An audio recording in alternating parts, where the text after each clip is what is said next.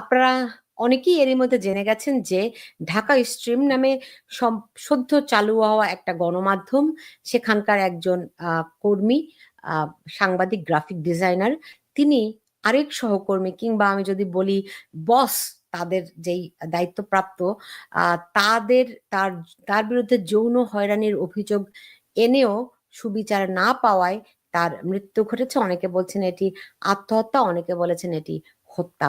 কিন্তু তার আসলে যাই হোক না কেন, তিনি আত্মহত্যাই করুন আর হত্যাই হোক না কেন, আসল বিষয়টি হচ্ছে তিনি যে প্রতিকার পাননি, তিনি যে একটি অন্যায়ের বিরুদ্ধে, তার বিরুদ্ধে যেই কর্মক্ষেত্রে যৌন হয়রানির লিখিত অভিযোগ দিয়েও তিনি প্রতিকার পাননি।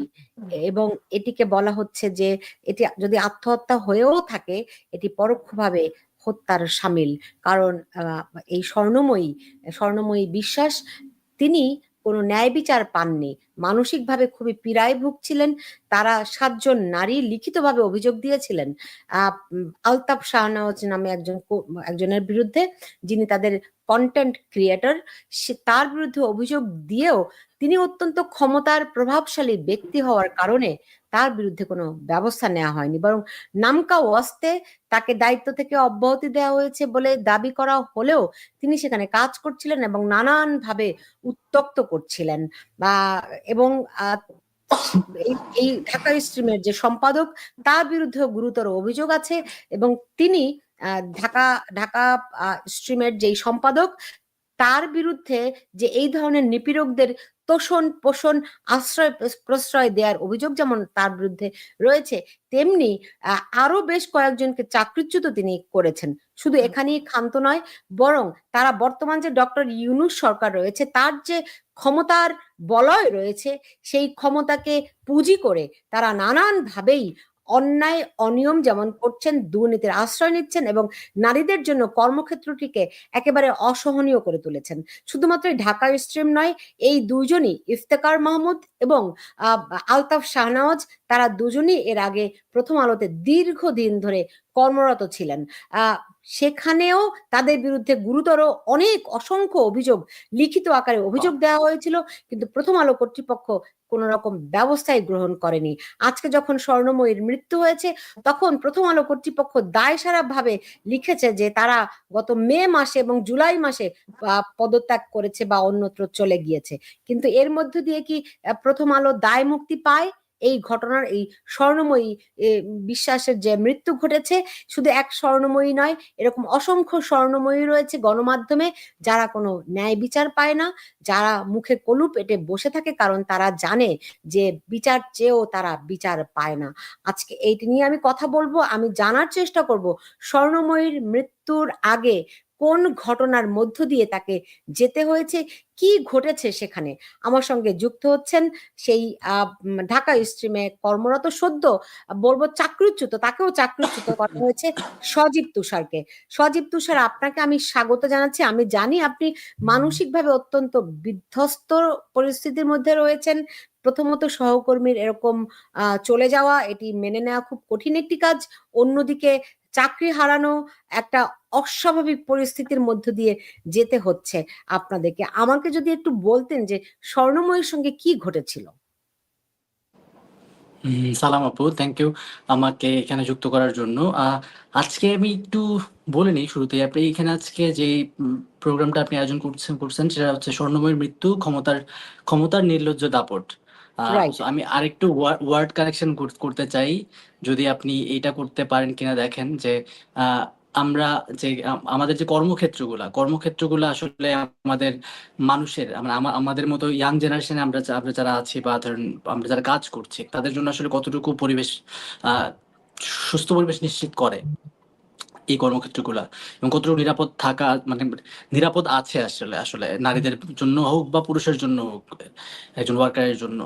সো আপনার, আমি এই জায়গাতে আসছি যে আপনার কর্মক্ষেত্রে যে আমাদের সাথে যে ফ্যাসিজম মানে হয়ে যায়, সো আমরা যদি এই আজকের এটারে মনে মনে করি যে এরকম কোনো একটা আয়োজন, আপনি প্রথমে বেশ কিছু ইনফরমেশন দিলেন, আমি সব ইনফরমেশন সত্যতা জানি না। ইফতেখার ভাই বা ইফতেখার মাহমুদ বা আলতাফ শাহনেওয়াজ সম্পর্কে আমি যতটুকু জানি, আমি আসলে আমার এই অফিস জয়েন করার পর থেকে আমি জানি, এর আগে থেকে এত বেশি জানি না। আর আপনি একটা প্রশ্ন করলেন যে স্বর্ণময়ী, মূল প্রশ্ন যেটা ছিল আপনার, যে স্বর্ণময়ীর সাথে আসলে কি ঘটেছে। ঘটনা আসলে স্বর্ণময়ীর সাথেই ঘটেছে।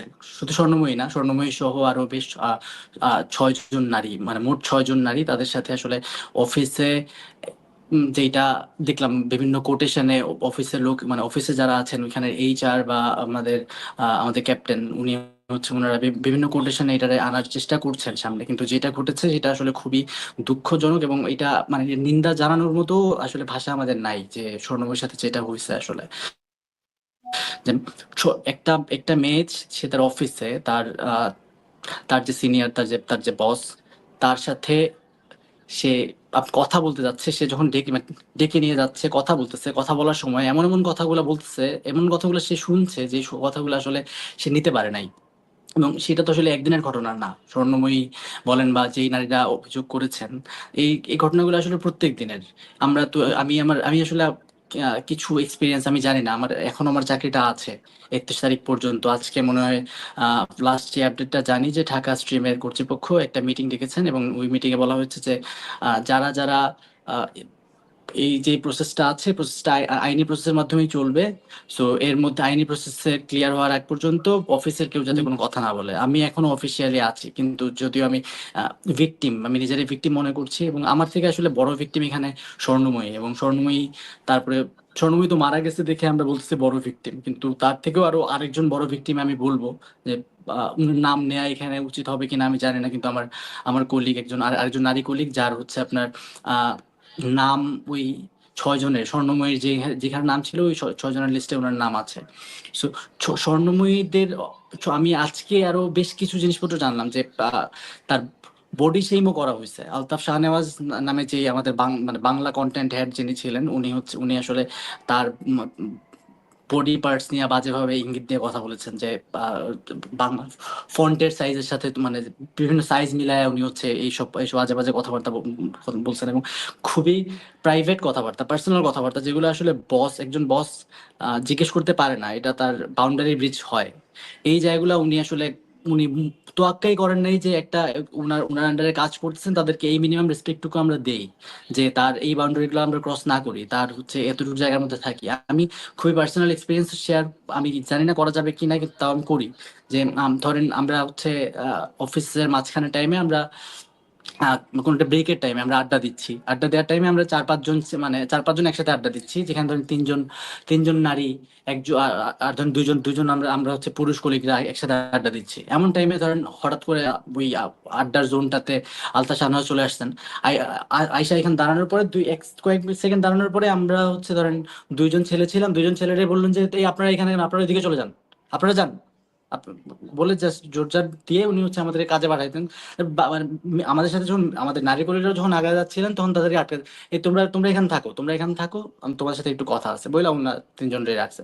আমি জানি না, মানে ওই সবকিছু তো গ্লাসের মধ্যে থেকে আমরা দূর থেকে দেখতাম, উনি হচ্ছে প্রত্যেক দিন আহ এড়ে উড়ে ডেকে ডেকে নিয়ে নিয়ে আপনার ঘন্টা, আধা ঘন্টা, 40 মিনিট করে করে, ইভেন আমি মনে করি যে ঢাকা স্ট্রিম আসলে, আমরা তো সত্য মানে এই মুহূর্তে সময়ের প্রয়োজনে সবচেয়ে আপডেট যে নিউজ, মানে নিউজ মিডিয়া, সেই সেই অঙ্গীকার নিয়ে আমরা আসলে এখানে কাজে কাজে নামছিলাম। সো ঢাকা স্ট্রিমের ইভেন ইন্টেরিয়রের মধ্যেও অনেক হাইটেক জিনিসপত্র ইউজ করা আছে। সো ওখানে সিসিটিভি ক্যামেরা আছে, এবং আপনার হচ্ছে রুমে মানে অনেকগুলো রুমের মধ্যে ধরেন আপনার এমন ক্যামেরা আছে যে ক্যামেরাতে সাউন্ড শোনা যায়।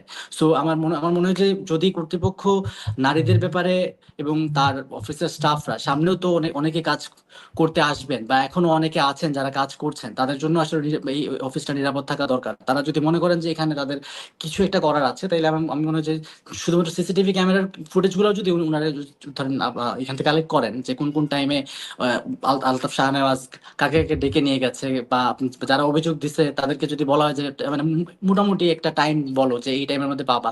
সো ওই টাইমে যদি খুঁজে দেখা যায়, যে দেখবেন যে আমি যা বলতেছি আমার কথা আসলে ভিত্তিহীন ভাবে বলতেছি না। এবং আপনি হয়তো বা এখন অনেক মানে স্ট্রিমে যারা ছিলেন আমার সাথে একসাথে আমরা কাজ করতাম, ছিলাম আমি, যদি এখনো আছি 31 তারিখ পর্যন্ত। সো একসাথে যারা কাজ করলাম তাদেরকেও যদি আপনি জিজ্ঞেস করেন আলাদা করে অফ অফ রেকর্ডে, তারা আসলে কেউই মিথ্যা বলবে না আমার মনে হয়।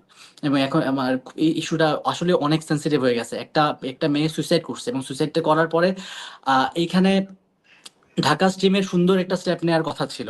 ঢাকা স্ট্রিম সবচেয়ে, আমরা আমরা যেখানে এখন পর্যন্ত আমাদের নামে নানান ধরনের প্রোপাগান্ডা মানুষ বলে গেছে। সো আমি এখন আমাদের ইন্ডিকেট করতেছি, কারণ ইফতেখার মাহমুদকে আমরা আসলে ক্যাপ্টেন হিসেবে ধরেই নিছিলাম যে আমরা একটা সুন্দর একটা কাজ দাঁড় করাচ্ছি, যেখানে আমাদের সাথে লিড করছে, আমরা ছোটবেলা থেকে যাদের রিপোর্টগুলো পড়ে পড়ে বড় হয়েছি। সো এই মানুষটা আমাদের সামনে আছে।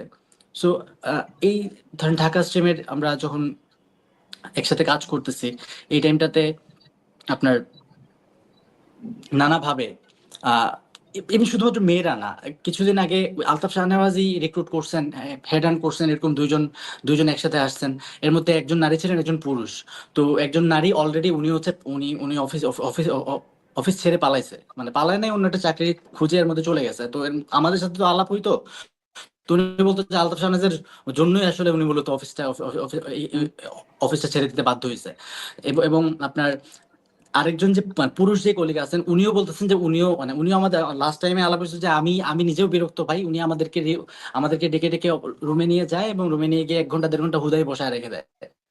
বসায় রেখে দিয়ে উনি মানে এইরকম নানান ধরনের ইলেকশন নানান মানুষ দেয়। সো আমি আসলে স্বর্ণমীর ব্যাপারে ইন ডিটেইল আপনারে আর কতটুকু বলবো আমি জানি না। যদি আপনার কোনো কিছু গ্যাপ হয়ে থাকে আপনি আমাকে বলবেন আরেকবার, সরি।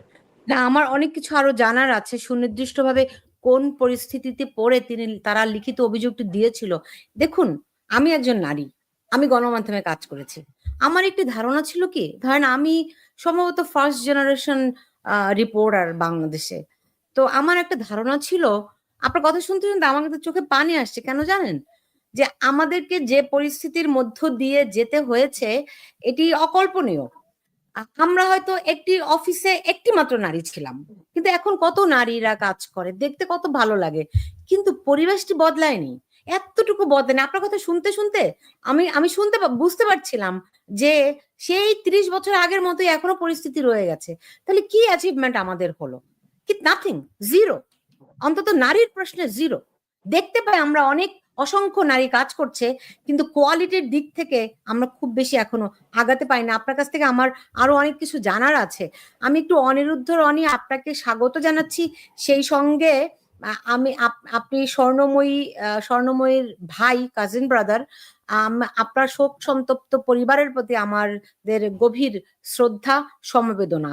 আমি জানি আপনারা একটা খুবই প্রতিকূল সময় পার করছেন। এই সময়টি খুবই কষ্টদায়ক। তার মধ্যে ধরেন বেদনা সহ্য করার জন্য তো একটা, আমাদের গ্রিফিং এর জন্য একটা টাইম লাগে।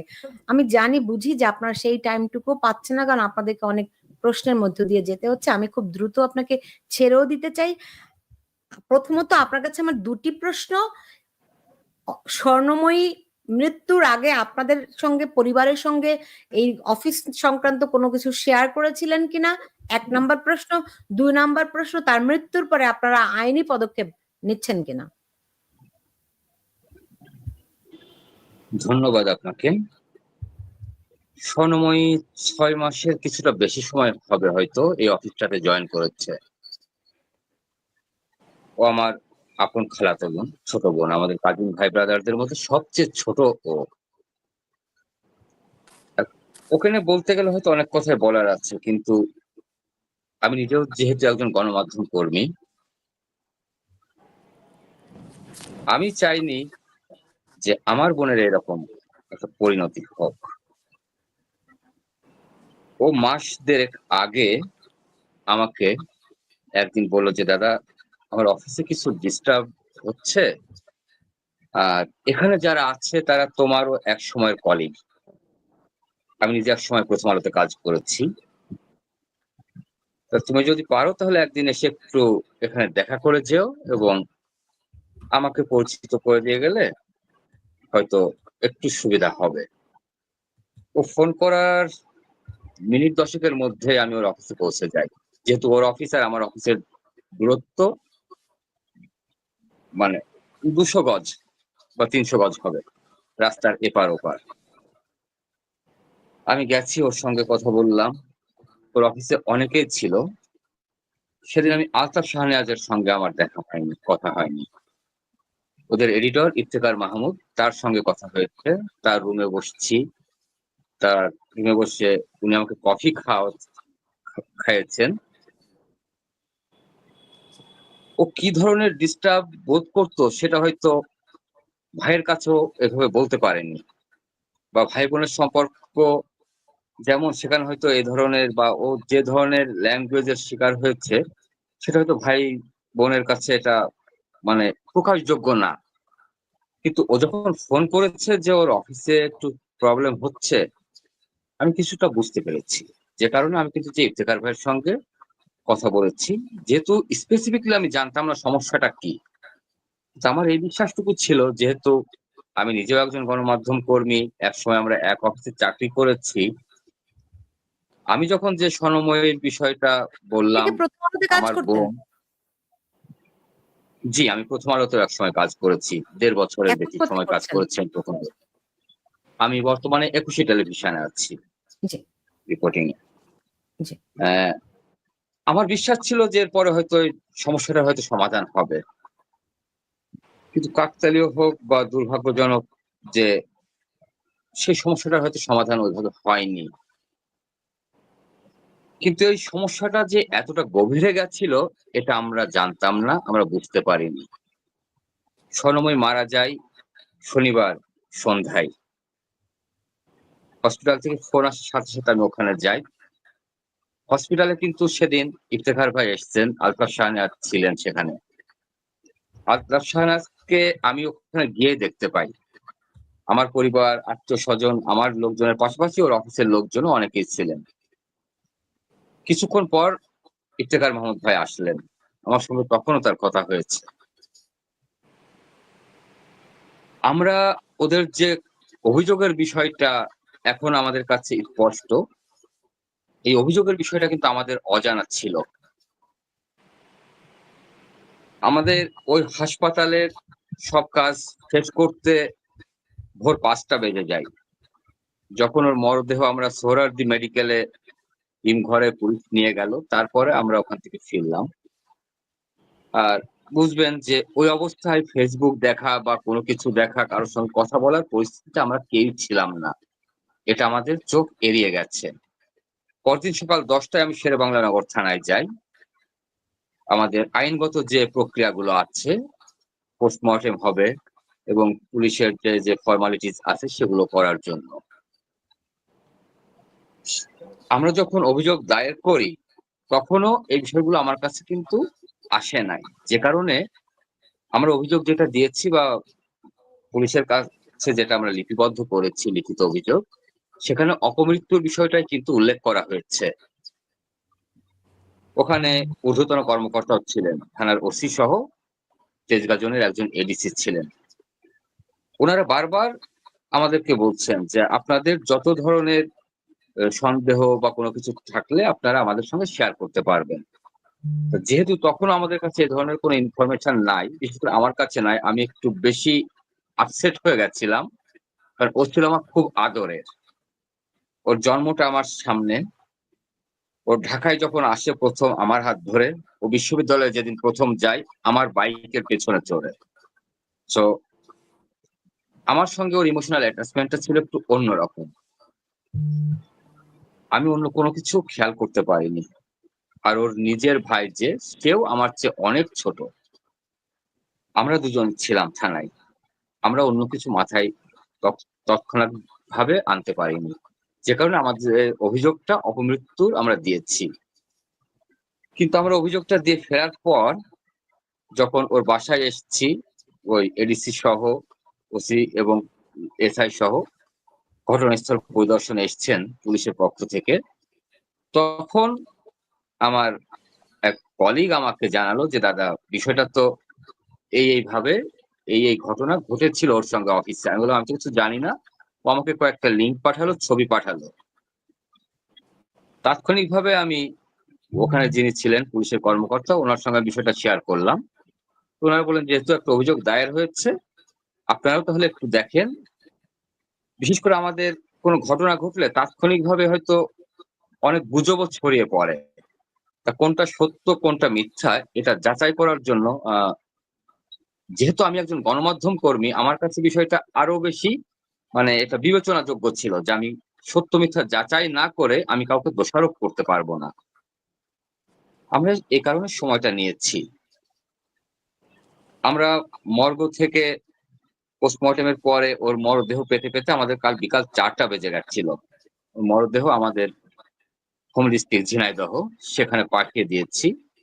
সবাই গেছে, আমি যেতে পারিনি, আমি নিজের অসুস্থতার কারণেও। এরপরে আমাদের 24 ঘন্টা সময় অতিবাহিত হয়ে গেছে। হ্যাঁ, একটা বিষয় এসছে যে আমরা আইনগত প্রক্রিয়ায় যেতে চাই কিনা। আমরা অবশ্যই যাব। যেহেতু এটা আমরা পুলিশের উপর, আমাদের প্রচলিত আইনের উপর আমাদের পূর্ণাঙ্গ আস্থা আছে। তারা যদি এটা তদন্ত করে দেখে বা কাউকে যদি দোষী সাব্যস্ত তারা করেন, তাহলে সেটা তারা করবেন। এবং এক্ষেত্রে আমাদের যা, যা করণীয় সেটা আমরা করব। আর আপনি জানেন যে দাহ করার এখনো 24 ঘন্টা অতিবাহিত হয়নি। স্বর্ণময়ীর মরদেহ দাহ কার্যক্রম শেষ হয়েছে কাল রাত 3টায়।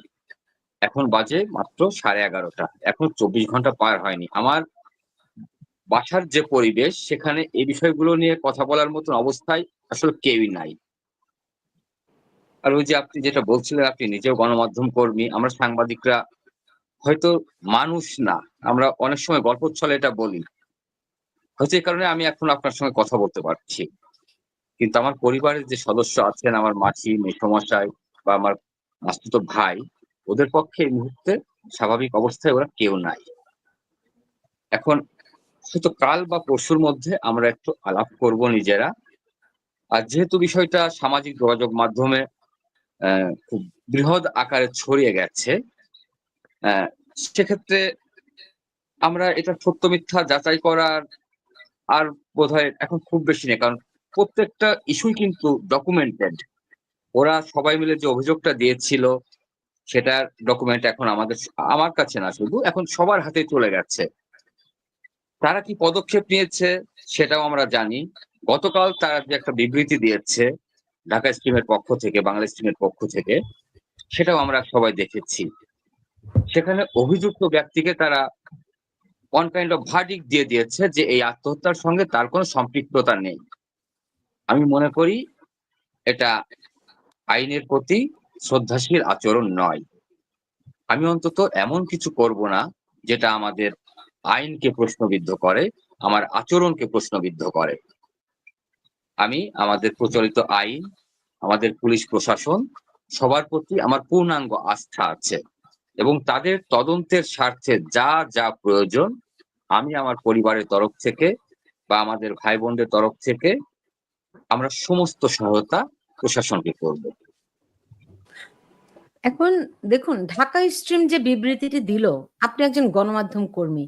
আপনি বোঝেন তারা সেই শব্দ চয়নে, বাক্য গঠনে কতখানি চাতুরতার আশ্রয় নিয়েছে। শুধু চাতুরতাই বলবো না, এখানে এক ধরনের মানে ছলনার আশ্রয় আছে, অধ্যত্বের পরিচয় দিয়েছে তারা। আমি আপনাকে আরেকটা বিষয় একটু বলে রাখি। সামাজিক যোগাযোগ মাধ্যমে এখন মানে তাদের পক্ষ নিয়েও কিন্তু অনেক অনেক ধরনের স্ট্যাটাস দিচ্ছেন। এগুলো আমাদের মাথা ব্যথার বিষয় নয়। এখন কোনো একটা ঘটনা ঘটলে পক্ষে বিপক্ষে সবার জন্যই লোকে কথা বলবে, এটা খুব স্বাভাবিক বিষয়। কিন্তু প্রাতিষ্ঠানিকভাবে যদি কেউ এই ধরনের লিখিতভাবে এই ধরনের স্টেপ নেয়, তাহলে সেটা আসলে অবিবেচনা প্রসূত অথবা অন্যদেরকে বুদ্ধ বানানোর একটা প্রয়াস বলে আমাদের কাছে মনে হতে পারে। দেখুন, আমরা এই বিষয়টাকে স্বাভাবিকভাবে মনে করছি না। বুঝতে পেরেছি। দেখুন, ইফতেখার মাহমুদকে তো আমিও অনেক বছর ধরেই চিনি। আ আপনার কি মনে হয়, আপনি তাদের দুজনেরই সহকর্মী ছিলেন।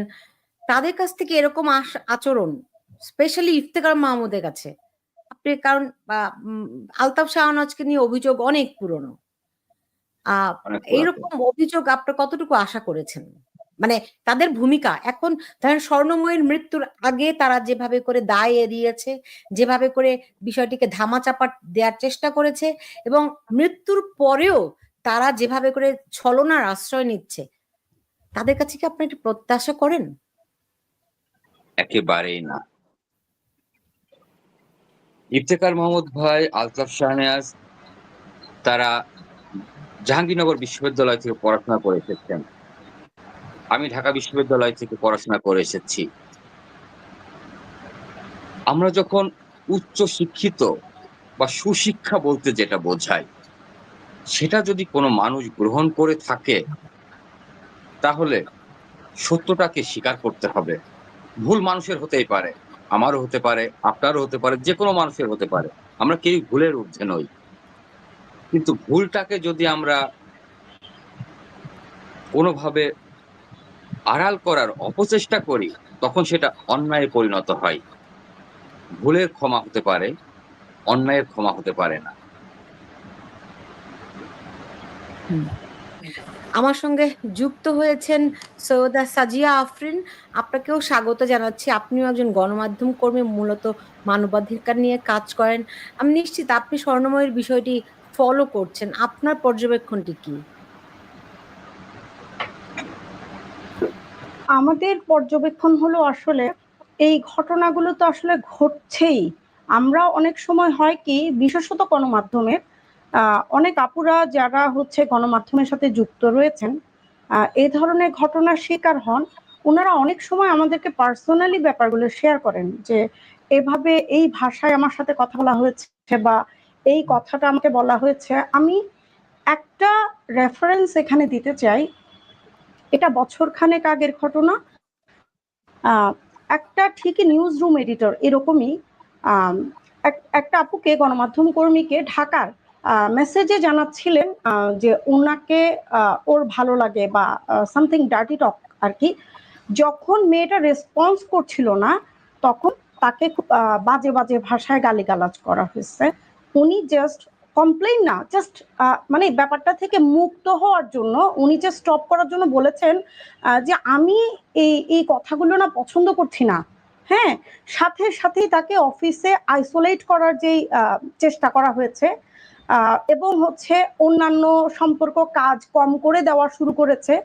এরকম নানা ঘটনা আমরা পার্সোনালি জানি। চাকরির কারণে আমরা অনেক সময় এই ঘটনাগুলো লিখি না। অর্থাৎ পাওয়ার লাইনে যারা থাকে, অর্থাৎ একটা জায়গায় যে যেই লোকটা পাওয়ার এক্সারসাইজ করতে পারে, চাইলে একটা মেয়েকে হচ্ছে অ্যাপয়েন্ট করতে পারে, আবার চাইলে একটা মেয়েকে ডিসকার্ড করতে পারে, ওই ধরনের লোকের বিরুদ্ধে যে আসলে খুব সিরিয়াস ধরনের প্রতিবাদ করা বেশিরভাগ সময় আসলে গণমাধ্যম কর্মীদের পক্ষেও সম্ভব হয় না। ঠিক। সাজিয়া আপনি আপনি কি একটু মাঝখানে আসবেন? আপনার ছবিটা কেটে গেছে। জি। আমি যেটি বলছিলাম যে দেখুন, মানে মানে আগে ধরেন ৩০ বছর আগেও এই ঘটনাগুলো ঘটেছে, এখনো ঘটছে। হ্যাঁ, অবস্থার কোনো পরিবর্তনই হলো না। হ্যাঁ, আমি খুবই বিস্মিত হচ্ছি যে আপনারা তো এই প্রজন্মের। আমি তো ভেবেছিলাম যে আপনারা অত্যন্ত সাহসী। আপনাদের সঙ্গে কেউ এগুলো মানে বলার সাহসই পাবে না। আপনাদের দিকে চোখ তুলে কেউ তাকানোর সাহস পাবে না। রাইট? আ তারপর কেন ঘটনাগুলো হ্যাঁ, ঘটছে? আমার ক্ষেত্রে অনেক সময় পায় না, কারণ আমি আসলে কিছু জিনিস সহ্য করি না, বা মানে আমার ক্ষেত্রে ম্যাক্সিমাম ক্ষেত্রে পায় না, কারণ হচ্ছে আমি বলে ফেলি, অনেক লোকজনের সামনে বলে ফেলি। কিন্তু সাধারণত একটু যারা একটু পোলাইট, তারপর হচ্ছে একটু নম্র, একটু বিনয়ী যেই মেয়েরা আছে, ওনাদের ক্ষেত্রে ব্যাপারটা অনেক বেশি ঘটে আর কি। আমাদেরকে অনেক সময় হচ্ছে ঘটনাগুলো জানার পরেও, বেশিরভাগ ক্ষেত্রে আমাকে জানায় অনেক আপুরা, ঘটনাগুলো জানার পরেও আমার পক্ষে লেখা সম্ভব হয় না। এমনকি যদি আমি যদি হচ্ছে ছদ্মনাম দিয়েও লিখি, তখনও হচ্ছে ঘটনার পাত্রপাত্রীরা বুঝে যায় যে কে আমাকে বলে দিয়েছে এইরকম ব্যাপার। সো আমাকে কিছু কিছু ব্যাপারে একেবারে চুপ থাকতে হয়, যেন আমি কিছুই জানি না। জি। আসলে এই সমস্যাটার আমার কাছে একটা সমাধান, আমি সবসময় ব্যাপারটা লিখি, যদিও এই কথাটা প্র্যাকটিক্যাল না, এই কথাটা একেবারেই হচ্ছে বাস্তবসম্মত না। যারা আসলে ক্ষমতার শীর্ষে থাকে, ওখানে আসলে বেশিরভাগ মেয়েদের অ্যাপয়েন্ট করা উচিত, কিন্তু আসলে মিডিয়া ইন্ডাস্ট্রি এটা করে না। যদি একটা ক্ষমতার যে কেন্দ্রে, এখানে যদি নারী বেশি সংখ্যক থাকতেন, তারা তারা অ্যাপয়েন্ট করার সময় যোগ্যতাটাকে অনেক বেশি গুরুত্ব দিতেন, এবং তারা যাই করুন না কেন, একটা বকা দিলেও নিশ্চয় যৌন হয়রানি মেয়েকে করতেন না। একটা নারী কখনো আরেকটা নারীকে সহজে যৌন হয়রানি জিনিসটা মিনিমাম করতো না। তো জি। এটা আমাদের জন্য দুঃখজনক যে এরকম লোকজন অ্যাপয়েন্ট হয় যারা এরকম কাজ করে। জি, আমি আমি অনিরুদ্ধ রনি, আপনার কাছে যাওয়ার আগে আমি একটুখানি তুষার সজীবের কাছ থেকে ঘুরে সজীব তুষারের কাছ থেকে আসতে চাই। সজীব তুষার, এই যে শুনলেন এতক্ষণ, আমি আমি বলবো যে অনিরুদ্ধ রনি যে কথাটি বলেছেন, যে যেভাবে করে ছলনার আশ্রয় নেওয়া হচ্ছে, আপনারা যাকে ক্যাপ্টেন মনে করেন, তারা তো ক্ষমতার শীর্ষে ব্যক্তি, শুধু প্রতিষ্ঠানের ক্ষমতার শীর্ষ নয়, তারা বর্তমান সরকারের সঙ্গে অত্যন্ত ঘনিষ্ঠ, এবং আমি তো বোধ করি তারা একটা চক্র, একটা বলয়, যারা এই মুহূর্তে দাপটের সঙ্গে সবকিছু নিয়ন্ত্রণ করছে। আপনারা কি বোধ করেন তাদের সঙ্গে আপনারা ফাইট করে টিকে থাকবেন? আপু, একটু আগে আপনি হচ্ছে সাজিয়া আপুকে মনে হয় কিছু একটা বলতেছিলেন যে সাহস আপনাদের এই জেনারেশনের সাহস নাই কেন, বা সাহস দেখাচ্ছেন না কেন। আমার মনে হচ্ছে আপনার সামনে আসলে তিনটা উদাহরণ আছে। একটা একটা উদাহরণ আছে যে হচ্ছে আসলে সোসাইটির চাপে, সোসাইটির যে সমস্যাগুলো মাথায় নিয়ে কাঁধে নিয়ে চুপচাপ করে একটা সময় পর্যন্ত সহ্য করতে করতে আর না পেরে সুইসাইড করে ফেলা। একটা উদাহরণ আপনি পেলেন, স্বর্ণময়ী। এবং ঠিক এইখানে কিন্তু আরেকটা উদাহরণ আছে যে হচ্ছে আপনার সাহস দেখাইছে, এবং সেই সাহস দেখানোর ফলে আজকে সে হচ্ছে ফায়ার। আজকে আমি হচ্ছে মানে আমার সাথেও এই আচরণগুলো যখন আমার সাথে করতেছিল, তখন আমি আসলে যখন আমার সাথে সামনাসামনি করে এই টক্সিসিটি গুলো করতে পারতেছিল না, আলটিমেটলি লং রানে গিয়ে এই যে অফিস ডেকোরাম বা ধরেন আমাদের আমাদের নামে আমি একটু বলে ফেলি যে আমাদের আসলে কন্ট্যাক্ট, আমাদের যে কন্ট্যাক্টটা ছিল, যে কন্ট্যাক্টে আমরা আসলে ঢাকা স্ট্রিমে জয়েন করছিলাম শুরু থেকে, আমরা তো আসলে আমরা যে যে কজন ছিলাম আমরা একদম শুরু থেকে কিন্তু আমরা স্ট্রিমের সাথে আছি। ইভেন স্ট্রিম ওপেন হয় নাই তখন থেকে আমরা আসলে স্ট্রিমের সাথে কানেক্টেড। সো এইটা মেবি আপনার জুলাই জুন এই এই টাইমগুলা থেকে। সো কন্ট্রাক্টের মধ্যে ছিল যে আপনি যদি হচ্ছে অফিস, আমরা যদি চাকরি ছাড়তে চাই, যদিও কন্ট্রাক্টের সাথে আমাদের সংবিধানের অনেক কিছু অলরেডি হচ্ছে আপনার ক্রস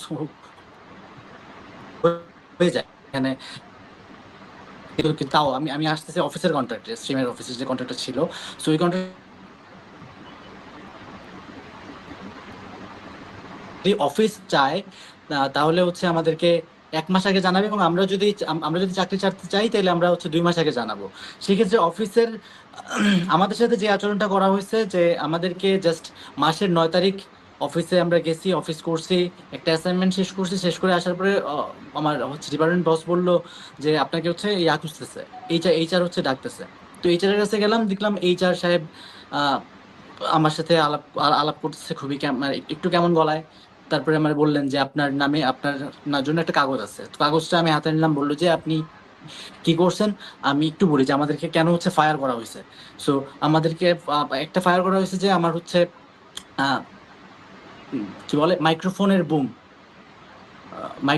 মাইক্রোফোন সরি বুমের যে উপরে ফোমের অংশটা থাকে, জাস্ট ফোমের অংশটা আমি হারাইছিলাম। কয় তারিখ আমি ভুলে গেছি। আমার আমার মানে আমার মোবাইল হারাইছিল একই দিনে, যে মোবাইলটা দিয়ে আমি অফিসে সার্ভিস দিতাম, মানে আমার একটা আইফোন ছিল। ওই আইফোনটা ছিনতাই হয়েছে রাস্তা থেকে। দিনের বেলা পূজার জন্য আমি কাজ করছি, রাতের বেলা হচ্ছে আসার সময় দশমী বা অষ্টমীর রাত ছিল।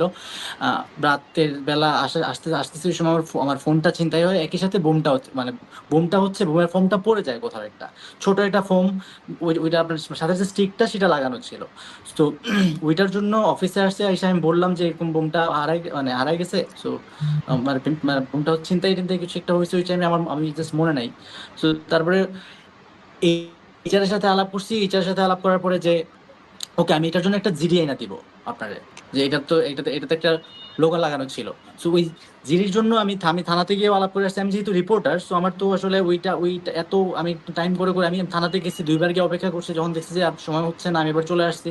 এসে আমি পুলিশে বলে আসছি আমি আবার আসবো। তো এরকমই টাইম করে আসছি। তারপরে আবার আবার একই সাথে আমারে বলা হয়েছিল যে আপনার কিছু দিনের কি বলে ওই পাঞ্চ অফিসে ইন আউটের যে পাঞ্চিং হয়, সো ওই পাঞ্চের 50% বা 35% আপনি পাঞ্চ আউট করেন নাই, এবং মানে আর কত পার্সেন্ট আমি হচ্ছে পাঞ্চ ইন করি নাই, এরকম কিছু একটা রেশিও আমার বলতেছিল। সো আমি রিপোর্টার, তো যেখানে হচ্ছে আমার কোনো কোনো দিন ধরেন 8টার সময় থাকে অ্যাসাইনমেন্ট, কোনো কোনো দিন 3টার সময় থাকে, তো আমি হচ্ছে প্রত্যেকদিনই অফিস করছি, এবং আমি লিভগুলো ছাড়া, আমার মানে বেসিক লিভগুলো ছাড়া আমি আসলে অফিসিয়ালি ওইভাবে কোনো লিভও নেই নাই, একদম শুরুতে নিছিলাম কয়েকদিন। তো আমার দেখা গেছে যে আমি হচ্ছে আসলে টোটাল আমি আমার যে বিগত 5 মাসের মধ্যে আমি আসলে 1 মাস অফিস করছি, বাকি আমি 4 মাস অফিসই করি নাই। আমার ওরা যে ওদের যে ডিভাইসটা আছে একদম নিউ, এটা না, বুঝতে পেরেছি। মূল লাগাইছে, কথা ওইটার মধ্যে দেখা হচ্ছে যে যাচ্ছে আমি মানে বুমের ফোনটা হারিয়ে ফেলার জন্য আপনাকে চাকরিচ্যুত করেছে। বুমের ফোম, এবং আমি অফিসে হইছে ওই যে রিকনসিলিয়েশনটা দেই নাই, যে বুঝতে আপনার পেরেছি। পাঞ্চ, পাঞ্চের এটাতে আমি মানে পাঞ্চ করে নাই। সো রিপোর্টারদের জন্য আমার সাথে ফ্লেক্সিবল ছিল এখানে, যে আমার পাঞ্চের ক্ষেত্রে আমি যখনই ঢুকবো তখনই এসে পাঞ্চটা করবো। সো অনেক ক্ষেত্রে অনেকদিন দেখা গেছে আমি রাতে আসিও নাই, অনেকদিন দেখা গেছে আসছি, রাশে আসছি, এসে এসে আপনার আমি কাজে বসে বুঝতে গেছি। পেরেছি আপনার কথা। এগুলো তো একটা অজুহাত ছাড়া একই কিছুই পাঞ্চ নয়। হ্যাঁ। আমাদের এর মধ্যে আরো আছে। আমাদের হচ্ছে এই সামনের মাসে আমাদের আসলে মানে স্যালারি বাড়ানোর কথা ছিল, যে নতুন হাউস আমাদের সবাইকেই সবাইকেই বলছে যে আমাদেরকে হচ্ছে টাইম দেন, 4 মাস 5 মাস পরে আপনার স্যালারি বাড়ানো হবে আপনার। তো এরকম আমরা যে 3 জনের আমাদের একসাথে টার্মিনেট করছে, 3 জনের কিন্তু সেম ছিল রিজন। সো এখানে হচ্ছে আপনার আমার রিজন তো বললাম ফোমটা, এবং হচ্ছে আপনার একটা পারফরমেন্সের গ্যাপ, কি বলে ওই যে আপনার পাঞ্চ ইন আউট করার যে গ্যাপটা একটা। উর্মি অ্যাটেন্ডেন্স যেটা গ্যাপ। ছিল এখানে সবচেয়ে এখানে ইন্টারেস্টিং হয়েছে আরেকজন, মানে আমাদের যে সাথে আরেকজন, যে যে একটা ছেলে রিপোর্টার, যার হচ্ছে আপনার আমার সাথে টার্মিনেট হয়েছে, ওর ছিল রিজন, ও একটা ভিডিও দেখাইছে ওরে, যে ভিডিওতে একটা চার্জার, মানে একটা আইফোনের একটা চার্জার জাস্ট একটা প্লেস থেকে, মানে একজনের ডেস্কের সামনে থেকে ডিসপ্লেস করে আরেকটা ডেস্কের সামনে, বা আরেকটা ধরুন আপনার প্লাগের সামনে এনে রাখছে এরকম একটা জায়গায়। নর্মালি আমারও আইফোন ছিল, তো আমরা ওই একই চার্জার আমি কিন্তু বহুবার ইউজ করছি। এই একইভাবে আমারও আসলে ফেলে দেওয়া যাইতো, যে আমি আসলে মোবাইল এটা চুরি করছি চার্জারটা। ওরে সজীব লিটারালি তুষার, এই আমি আমি আইফোনের আমি মানে ফোনের বুঝতে চার্জার পেরেছি। চুরি করছে।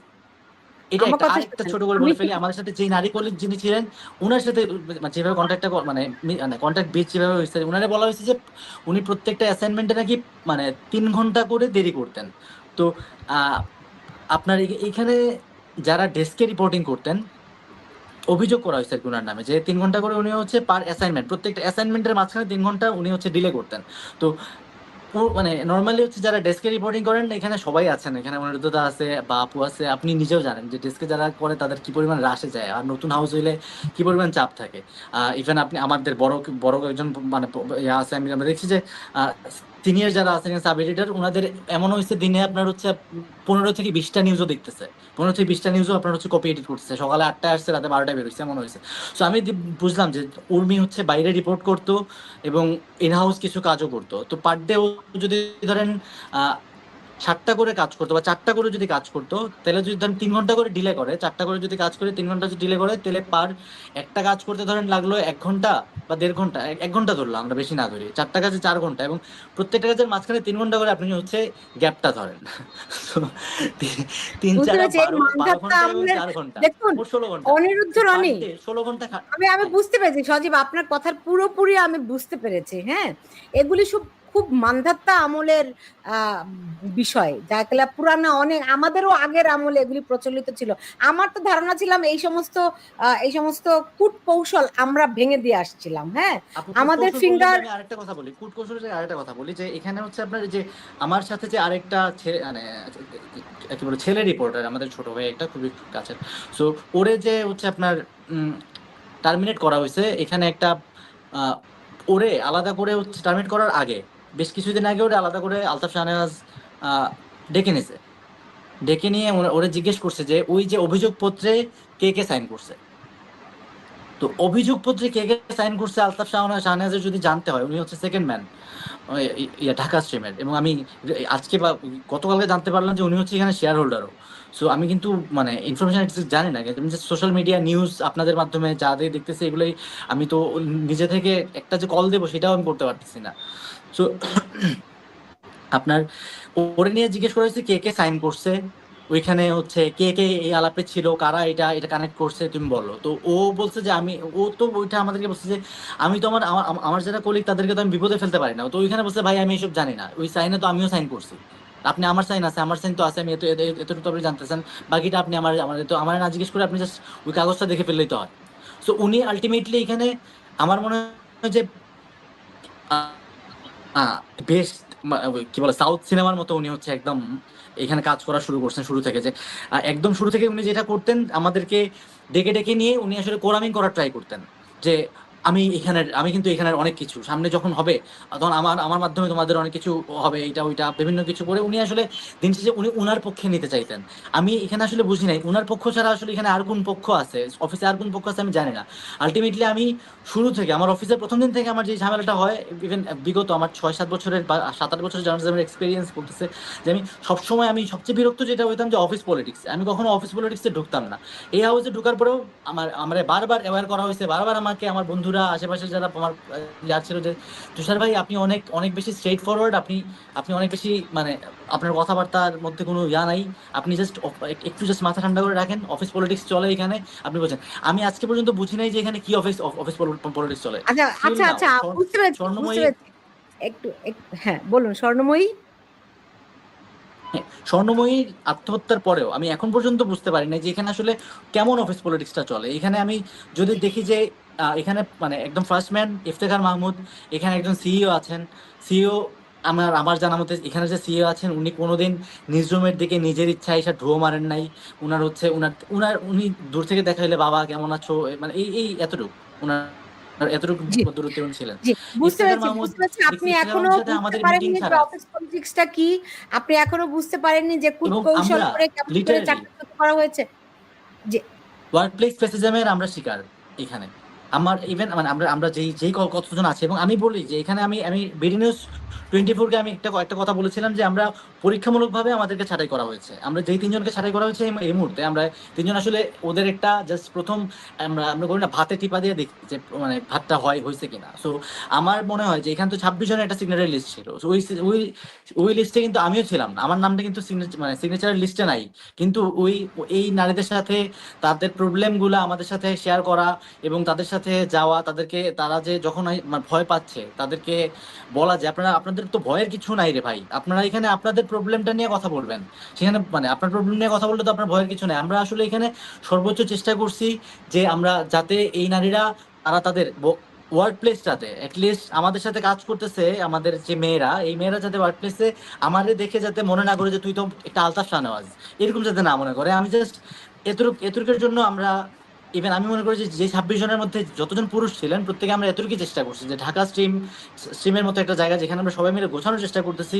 অনেক জায়গায় মিডিয়া হাউসগুলোর নামে অনেক বদনাম আছে, অনেক কিছু আছে, যাতে এইটার নামে যাতে এইভাবে না আসে আমরা অনেক বিভিন্নভাবে ট্রাই করছি। এবং জি আপনার সাথে লাস্ট দিনও আমার ফোনে আলাপ হয়েছে, তখন আপনি দেখছেন যে আমি কিভাবে আপনি বলতেছিলাম আপনারে। সো এই আর কি আপু, মানে আপনি আবার আসতে বুঝতে পারেন। পেরেছি যে কিভাবে অফিসের পলিটিক্সটা কেমন করে হচ্ছে, এর নেপথ্যে কারা আছে আপনারা কিছুই বুঝতে পারেনি। সেটি যেমন একদিকে আর একটা ছোট কথা আমি এড করে ফেলি, আই এম সরি বারবার ঢুকতেছি মাঝখানে। একটু আগে বলুন। বলতেছিলেন যে অনিন্দ ভাই বলতেছিলেন যে এইখানে আসলে নিউজের ক্ষেত্রে কুট চাল, আপনি বলতেছিলেন যে কুট চালটা অনেকে কিভাবে দেয়া হয়েছে। প্রথমত ঢাকা স্ট্রিম, মানে প্রথম দিকে আপনার হচ্ছে ঢাকা স্ট্রিমের ইংলিশ পোর্টালে আমি নিউজটা দেখলাম, নিউজের মধ্যে স্বর্ণময়ীর পরিচয় দেওয়া হচ্ছে এইভাবে। আমি বাদ বাকি আর কোনো কিছু যাবো না, আমি শেষ করে ফেলবো এখানে যে স্বর্ণময়ী পরিচয় দেওয়া হচ্ছে যে স্বর্ণময়ী এ graphic designer of Dhaka stream. মানে জাস্ট আপনি এতটুকু বললাম আর কি। তো তার পরিচয়টি কি ছিল? মানে হ্যাঁ, পরিচয় গ্রাফিক্স ডিজাইনার ছিল। জাস্ট লেখাটা স্টাইলটা আমি আপনাকে বলি যে কুট চালটা তো আপনি বলছেন যে মানে কিভাবে আমরা আসলে মিডিয়াতে নিউজগুলোরে প্রপাগেট করি।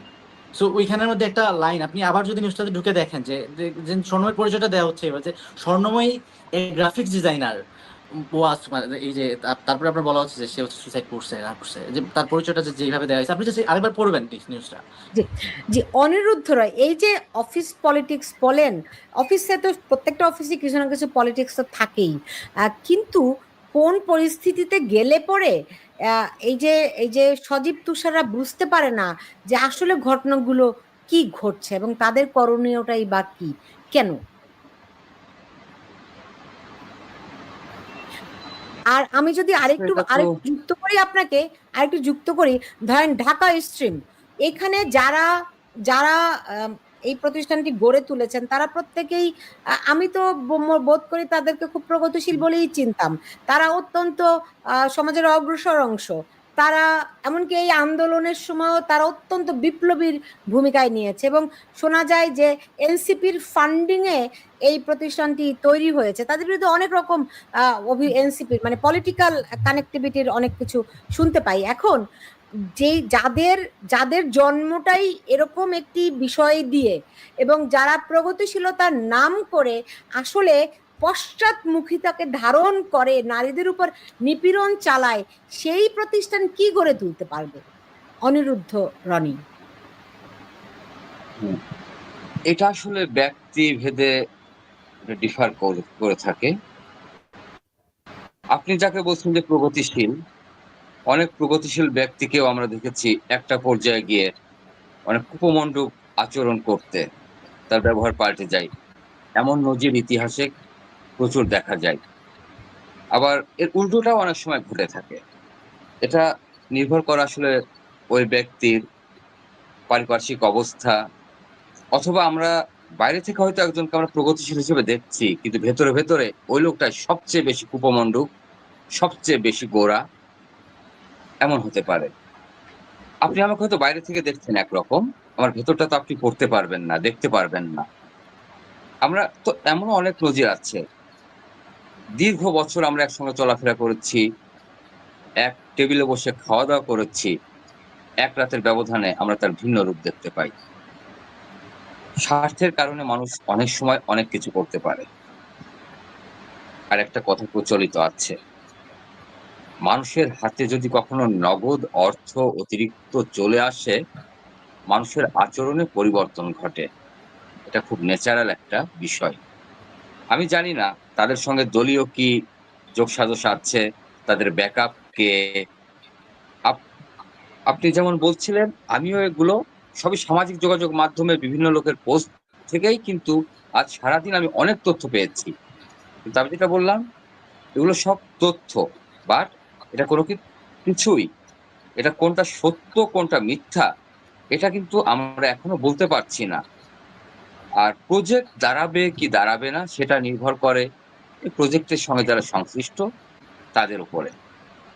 কিন্তু এটা তো বলাই যায়, একটা প্রকল্প যখন শুরু হচ্ছে, বিশেষ করে একটা মিডিয়া হাউস, সেখানে যদি আপনি নারী কেন, আমরা কি পুরুষেরাই সব অফিসে সম্মানের সঙ্গে কাজ করতে পারছি?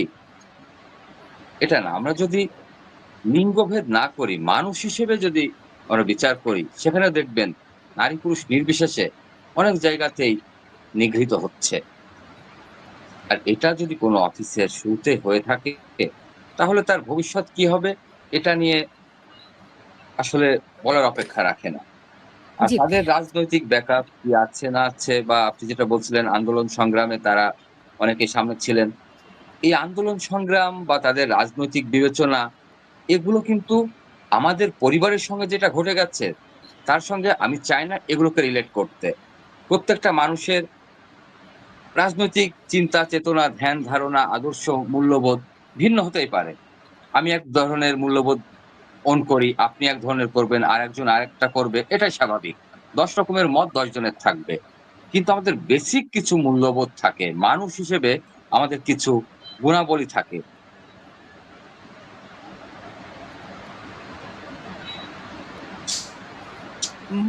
অনিরুদ্ধ রনি, আপনার কথা আটকে আছে। হ্যাঁ, এই জায়গাগুলোতে যদি এবং আমাদের সেটার সঙ্গে আসলে আমি অন্য বিষয়ে আমি আপাতত যেতে চাইছি না। জি। আর আমি যদি বুঝতে পেরেছি প্রয়োজন নিশ্চয়ই। হয় যে জার্নালিস্ট, তাহলে না, আমিও অনেক বিষয়ে অনুসন্ধান শুরু করতে পারি। বা আমার জি, সহকর্মী যারা আছেন তারা কিন্তু আমাকে অনেকে, আজকে আপনি হয়তো বিশ্বাস করবেন না, কমপক্ষে ২০০ টা ফোন কল আমি রিসিভ করেছি।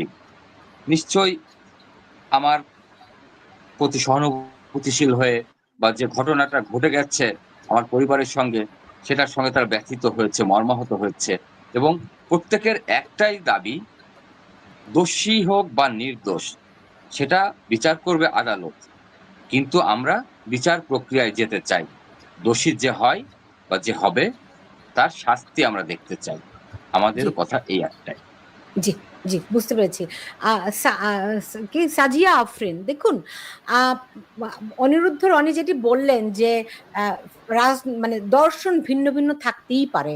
কিন্তু যখন এর সঙ্গে তার পরিবারের সঙ্গে যেটি ঘটে গেছে এটিকে মিশ্রণ না ঘটাতে বললেন। হয়তো একদিকে ঠিক। কিন্তু আপনি কি সব প্রতিষ্ঠানে কাজ করতে যাবেন? আপনি যদি জানেন যে এই প্রতিষ্ঠানটিতে আ মূলত যারা যৌন নিপীড়ক থাকে তাদেরকে আশ্রয়-প্রশ্রয় দেয়া হয়, আপনি কতটুকু স্বাচ্ছন্দ্যে সেখানে যাবেন? আপনি যদি জানেন এই প্রতিষ্ঠানটি মৌলবাদীদের হাতে, আপনি কি সেই প্রতিষ্ঠানে কাজ করতে যাবেন? অনেকগুলো বিবেচনাবোধ কিন্তু আমাদের থাকে। কিন্তু আমরা যখন দেখি যে আমাদেরই সতীর্থ, আমাদেরই চারপাশের মানুষ এবং আমাদের মতো মানুষরা একটা সংগঠন করছে, নিশ্চয়ই আমি স্বাচ্ছন্দ্যে সেখানে যাব, রাইট? কিন্তু সেখানে যাওয়ার হ্যাঁ, পরে যখন পুরো উল্টো চিত্র দেখবেন, তখন এটা প্রতারণামূলক কি নয়? তখন আমরা হোঁচট খাই অবশ্যই। না? হ্যাঁ, আসলে অন্যান্য অফিস পলিটিক্স এর সাথে যৌন হয়রানি ব্যাপারটা একই না। একদম লৈঙ্গিক তাই। যে অত্যাচার হয় সেটা শুধুমাত্র নারীর উপরেই হয়। একেবারে শুধুমাত্রই নারীর উপরই হয়। আর আরেকটা কথা হচ্ছে, আমি যখন জানবো যে এখানে নিপীড়ক আছে, একজনও যদি আছে, তখন নিশ্চয়ই আমি সেখানে কাজ করতে যাব না। কাজ করতে যাওয়ার প্রশ্ন আসে না। কিন্তু আমি যখন জানবো আসলে মানুষটা প্রগতিশীল, মানুষটা ভালো, নারী পুরুষের বৈষম্যে উনি বিশ্বাস করে না, তখন তো আমি কাজ করতে যাব। এখন কাজ করতে যাওয়ার পরে যদি আমি এই রকম কিছু এক্সপিরিয়েন্স করি যেটা স্বর্ণময়ী এক্সপিরিয়েন্স করেছেন, হ্যাঁ, সেক্ষেত্রে আমি যদি লিখিত অভিযোগ দিতাম স্বর্ণময়ীর মতো, সেক্ষেত্রে এই যে ইন্টারনাল পাওয়ার ইমব্যালেন্স আছে, ওই ব্যক্তির ক্ষমতা আমার চেয়ে অনেক বেশি ওই প্রতিষ্ঠানে, উনি মালিক পক্ষ, হ্যাঁ, সেখানে আমার পেশাগত যেটা চাকরির যেটা সুবিধা বা ওইটার সিকিউরিটি কে দিবে? আবার হচ্ছে আমার আমি যে আইনি ব্যবস্থা নিব, সেই ব্যবস্থাতেও যেখানে পাওয়ার ইমব্যালেন্স আছে সেখানে আমি যে জিতবো। এমনকি এই যে যৌন হয়রানি নিয়ন্ত্রণে যে কমিটির কথা বলা হয়েছে 5 জনের, ওখানে বলা হয়েছে 3 জনকে অবশ্যই অবশ্যই নারী হতে হবে এবং একজন নারী আসবে যে কোনো মানবাধিকার সংস্থা থেকে। এখন ওই পত্রিকায় কি যৌন হয়রানি কমিটিটা যেভাবে হাইকোর্টের নীতিমালায় বলা আছে সেভাবে ওরা করেছিল? নিশ্চয়ই করে নাই। তো এই যে ক্ষমতার বৈষম্য, ক্ষমতার যে পাওয়ার লাইনে যে আমরা নিচে, ওই জিনিসটাতেই আমাদের হার নিশ্চিত করে। যদিও আমার ফেস করার মানে আমার পার্সোনালি ফেস করার ব্যাপারটা ডিফারেন্ট। আমাকে যখন কেউ ভার্বালি কিছু একটা বলে, ওকে আমি ডেফিনেটলি ওই প্লেসেই ওকেও ভার্বালি আমি কিছু একটা বলে ফেলবো, যা হবে এটা পরে দেখা যাবে। হ্যাঁ, মানে আমি তো দেখতেই থাকবো, মানে নিখুঁত ভাবে দেখতে থাকবো ওর কি বিষয়ে প্রশ্ন তোলা যায়। হ্যাঁ, কিন্তু যদি আসলে আমি মানে ওই রকম ব্যবস্থা চাই যেটা প্রাতিষ্ঠানিকভাবে নেওয়া হয়, আইনিভাবে নেওয়া হয়, ওখানে আমি হলেও হার নিশ্চিত, যেখানে ক্ষমতার বৈষম্য আছে। জি, জি। বুঝতে পেরেছি। সাজিয়া আফরিনের কথাগুলো আমি খুব স্পষ্ট করে বুঝতে পারছি এই কারণে যে আমিও অনেকটা এরকমই যে আমাকে আমি হচ্ছে গিয়ে কর্মক্ষেত্রে offence is the best defence.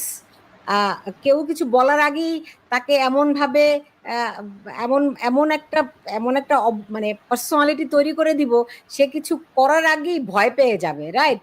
Verbally মানে কিছু বলারই হ্যাঁ, সাহস পাবে না, রাইট? কিন্তু আমাদের মেয়েরা তো মানে অনেকেই আছে খুবই নরম-সরম, লজ্জা পায়, বলতে পারে না। তাদের জন্য পরিস্থিতিটা খুবই অসহনীয় হয়ে ওঠে। যেটার সবশেষ তারপরেও তো আমাদের জন্য আপু, আমাদের জন্য অসহনীয়। আপু, আমাদের জন্য অসহনীয়। ব্যাপারটা অবশ্যই এমন না যে অসহনীয়। আমাদের জন্য খুব না, কাম না, একটা না, পরিবেশ। জি আপা আমাদের হ্যাঁ, জন্য অবশ্যই আমার অসহনীয়। হ্যাঁ, দেখুন হ্যাঁ, আমি আমার নিজের অভিজ্ঞতাটুকু না বলে পারছি না আসলে। সেটা মানে এইজন্য আমি ১ম এ বললাম যে আমার না চোখে পানি চলে আসে। ৩০ বছরের কিছু বদলায়নি। আমি যখন অফিসে কাজ করতাম, আমার মনে হইতো আমি যদি একটু অদৃশ্য হয়ে থাকতে পারতাম, আমার হাতটা কোথায় লুকাবো, আমার পাটা কোথায় লুকাবো, আমাকে যদি কেউ দেখতে না পাইতো, আমি শুধু কাজ করতাম। এমনও কত দিন গেছে যে আমি নিউজ রুমে চিফ নিউজ এডিটরের বকা শুনতে, শুনতে বাথরুমে গিয়ে লুকিয়ে কেঁদেছি, রাইট? আমি সিউর এরকম মানে যেই যেই অফিসগুলোতে এরকম নিপীড়করা থাকে, শুধুমাত্র নারী বলে ইয়ে করে, অপমানিত করে, সেই অফিসগুলি খুবই দুঃসহ। কিন্তু আমার একটা ধারণা ছিল পরিস্থিতিটা বদলেছে, কিন্তু সেই পরিস্থিতি আসলে বদলায়নি। কিন্তু সাজিয়া আফরিন, আমার মনে হয় আপনি এটি আরো খুব সুন্দর করে বলতে পারবেন যে যারা যারা এই সমাজে, আমি বলবো যে ইফতেখার কিংবা আলতাফ শাহনওয়াজ কিংবা তাদের চারদিকের যে মানুষগুলো রয়েছে, আমি নাই বা বললাম আলতাফ শাহনওয়াজের স্ত্রীর কথা, তিনি হয়তো বাইরের, কিন্তু তারা তো ওই বলয়েরই মানুষ। আজ তারা কি করছে, আজ তারা কি বলছে? তারা তো যৌন নিপীড়কদের বিরুদ্ধে ইন্টারেস্টিং বিষয় হচ্ছে আপু, হ্যাঁ আপু ইন্টারেস্টিং বিষয় হচ্ছে এরকম অনেক আপু বা অনেক নারীকে আমরা চিনি যারা ফেসবুকে অনেক সময় কথা বলার সময় হাইপার ইন্ডিপেন্ডেন্স শো করেন, যে উনারা হাজবেন্ডের টাকায় খান না, পড়েন না, হ্যাঁ উনি আর্ন করেন। আমি আসলে যখন একটু হিসাবটা মিলাতে যাই, দেখি আসলে উনি কুকও করে দেন, উনি আবার আর্নও করে দেন। তার মানে বেসিক্যালি উনি জামাইটাকে কিনে নেন। হ্যাঁ, ওই রকম অতটা সাবঅর্ডিনেট, আমি বলবো যে সাধারণ একটা গৃহবধূ বেশি সাবঅর্ডিনেট ওরা, যারা ইন্ডিপেন্ডেন্ট দেখাচ্ছে। তো ওদের পক্ষে আসলে হাজবেন্ডের এগেইনস্টে কথা বলা কিভাবে পসিবল?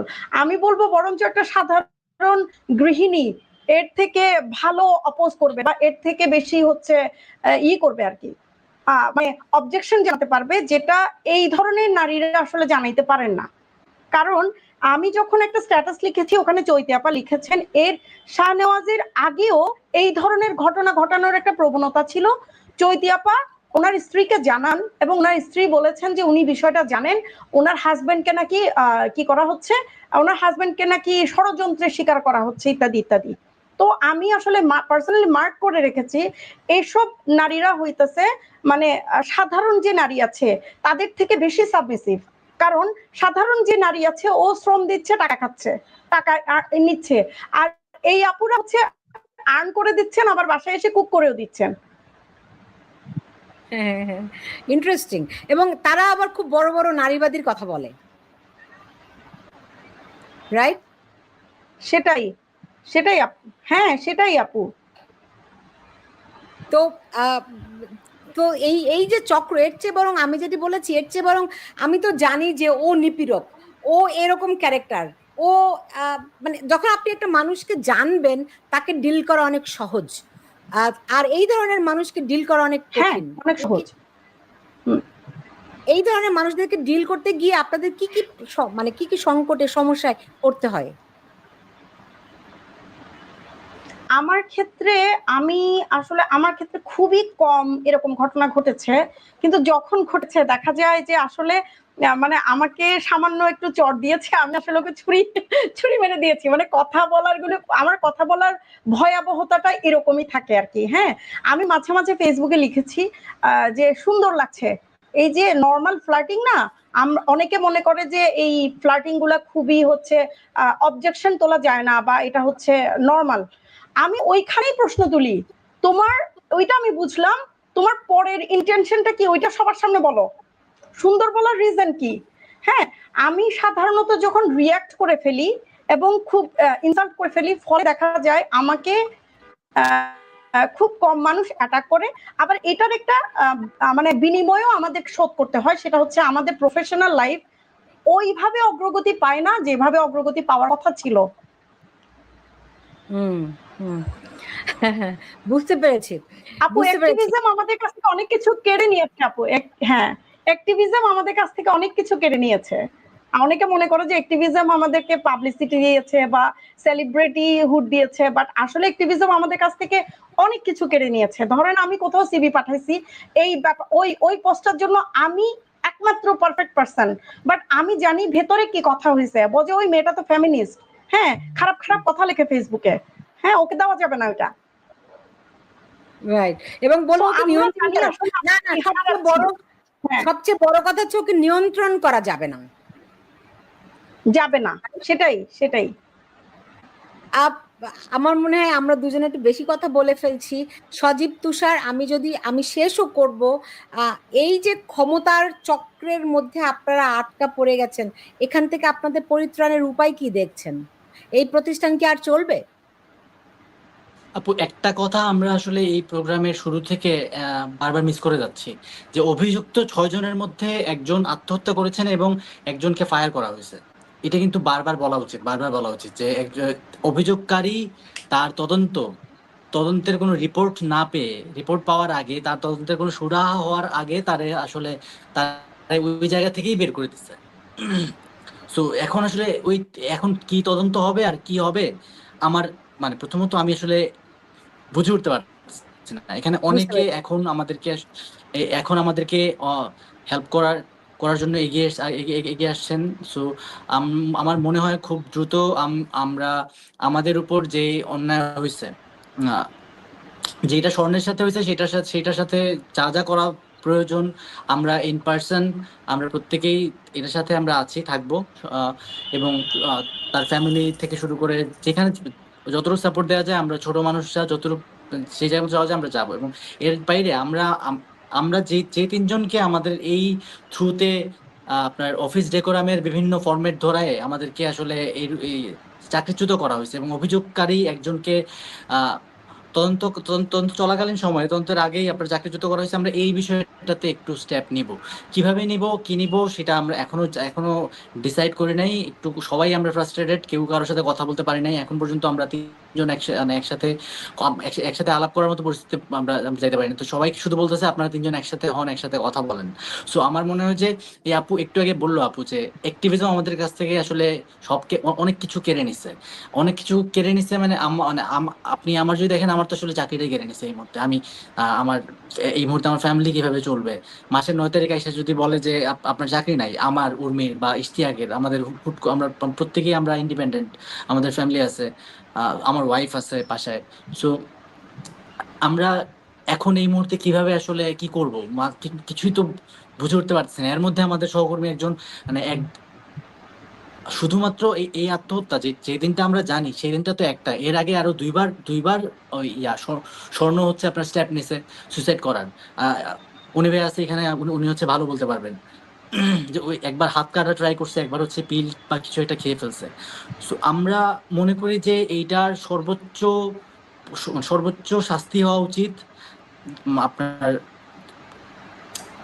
যতটুকু দোষী আছে, যেই ফরম্যাটে তার দোষটা আছে, সেই ফরম্যাটটা সেইটা প্রকাশ্যে সামনে আসা উচিত।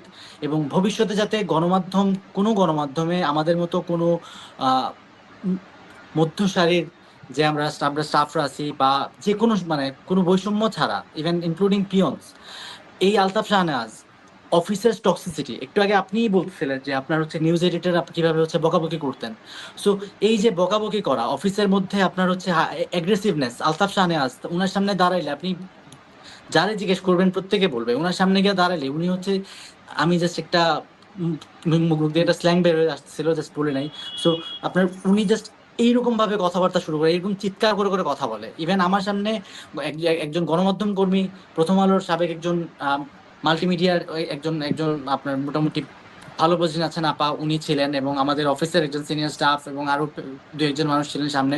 ওনাদের সামনে আমাকে আমাকে মানে উচ্চ স্বরে খুবই বিচ্ছিরি ভাবে উনি হচ্ছে ইনসাল্ট করছে, মানে লিটারালি গালাগালি করছে।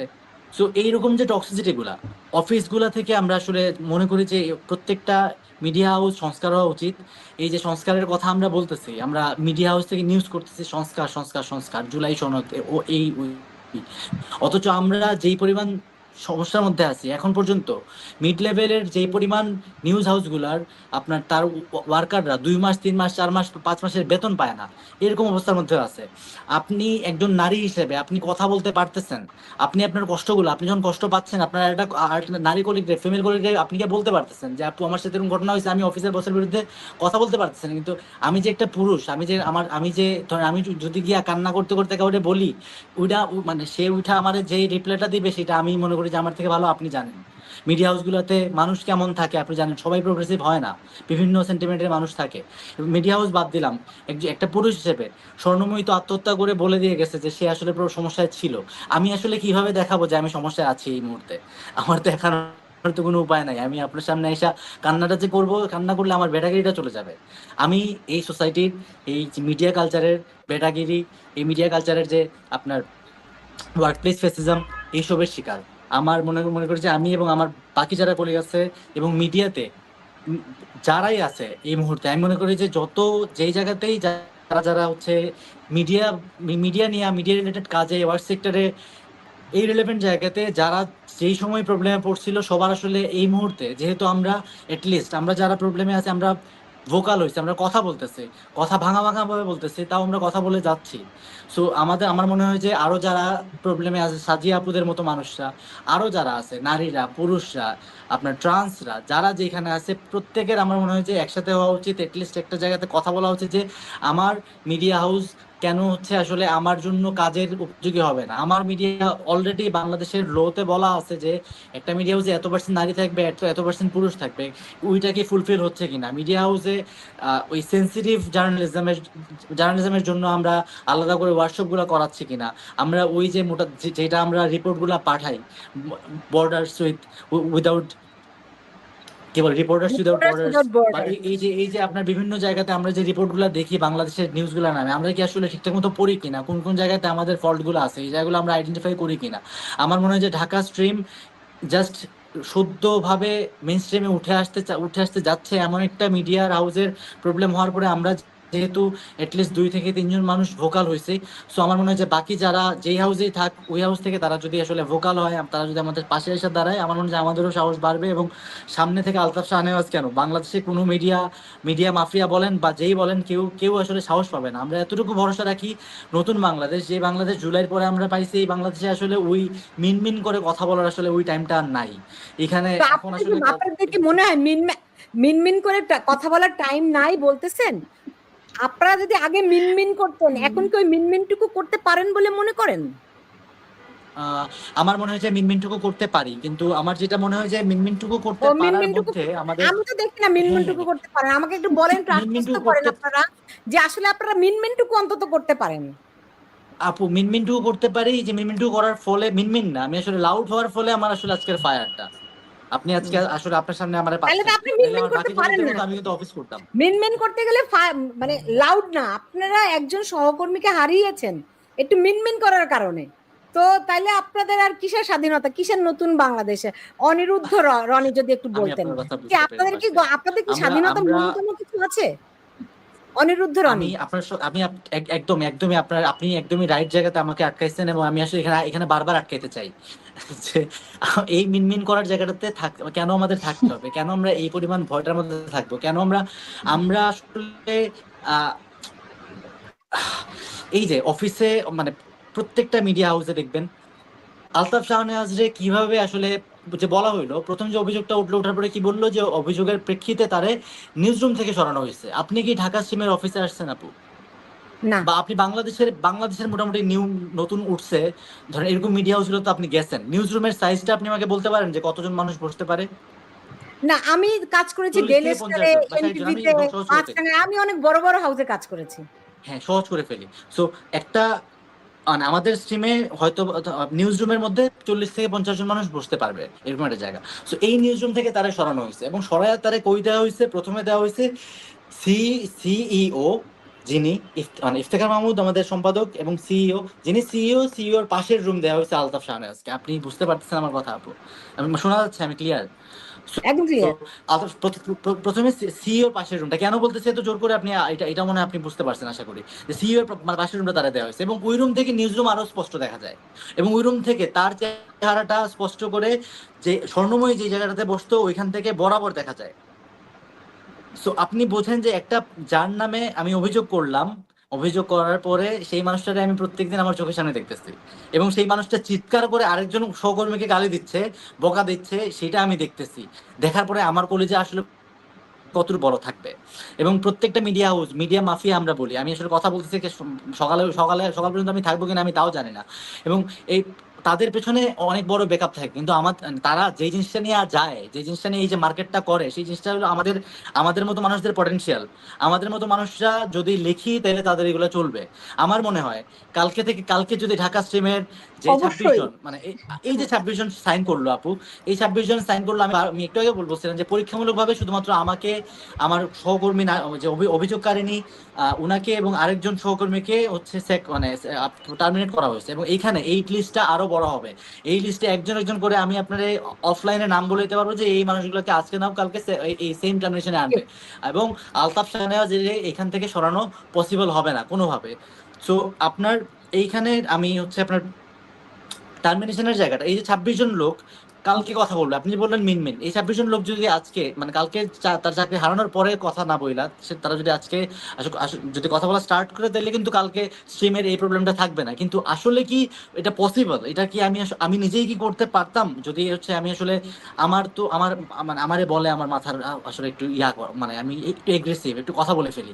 সো আমি আসলে করতে পারছি, কিন্তু আমার অন্যান্য কলিগরাই করতে পারবে। সে কি আসলে মাস শেষে যে বাসা ভাড়াটা দিতে হবে সেই বাসা ভাড়ার চিন্তাটা করবে না? আমি কি করি নাই? আসলে আমি যে কথা বলছি, আমিও কিন্তু ওই চিন্তাটা করছি, আমারও কিন্তু আমি ওই প্যারাটা কিন্তু খাইছি। আমি জানি যে আজকে না কালকে আমি এটা যদি করি আমার চাকরিটা যাবে।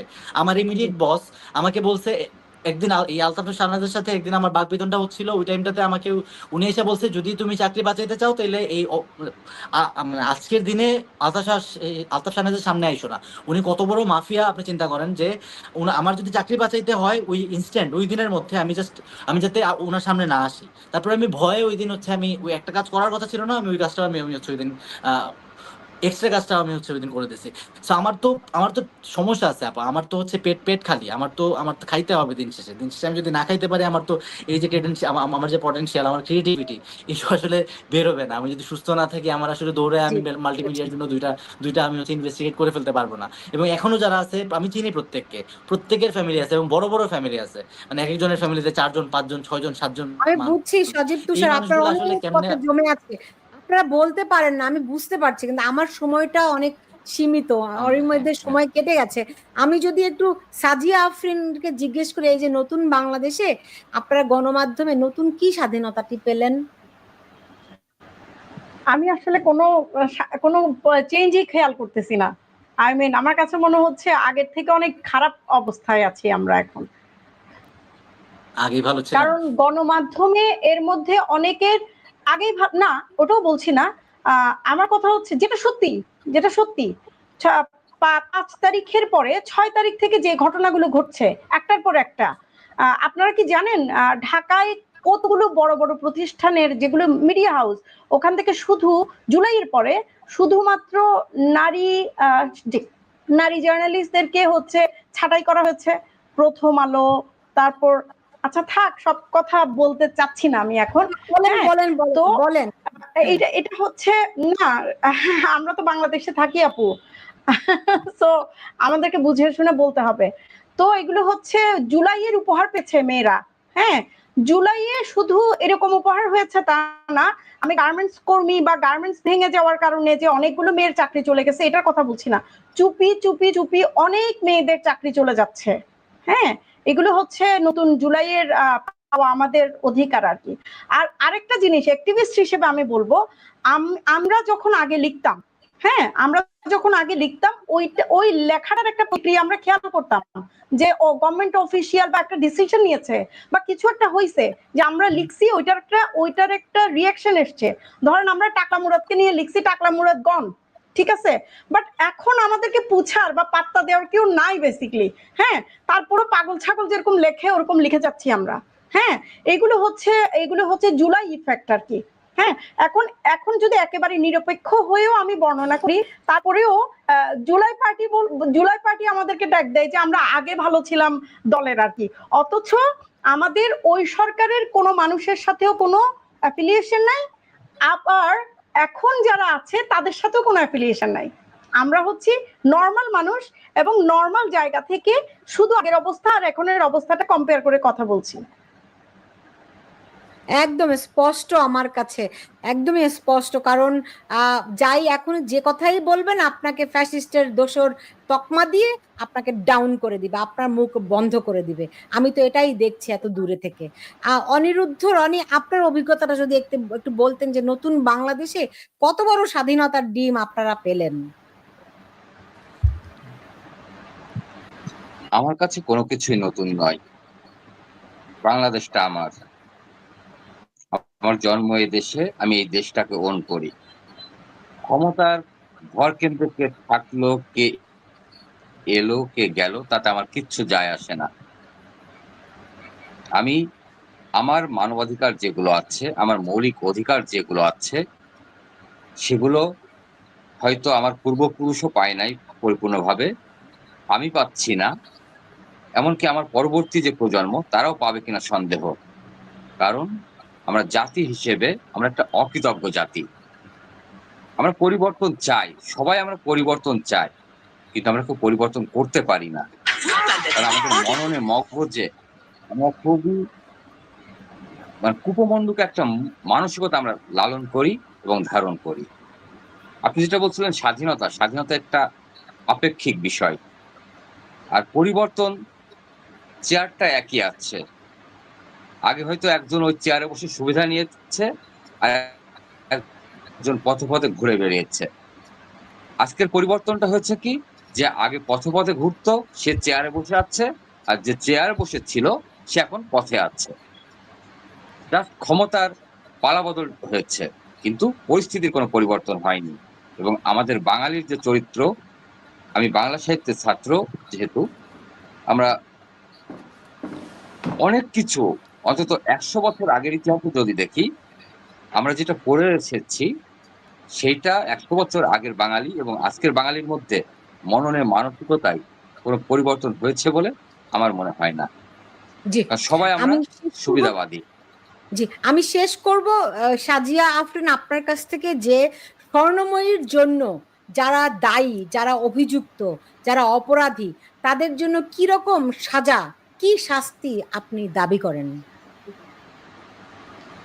অবশ্যই সর্বোচ্চ শাস্তি দাবি করি। আত্মহত্যা প্ররোচনার যে শাস্তি হয়, স্বর্ণময়ীর মৃত্যুর জন্য যে দায়ী তার সেই শাস্তি হওয়া দরকার।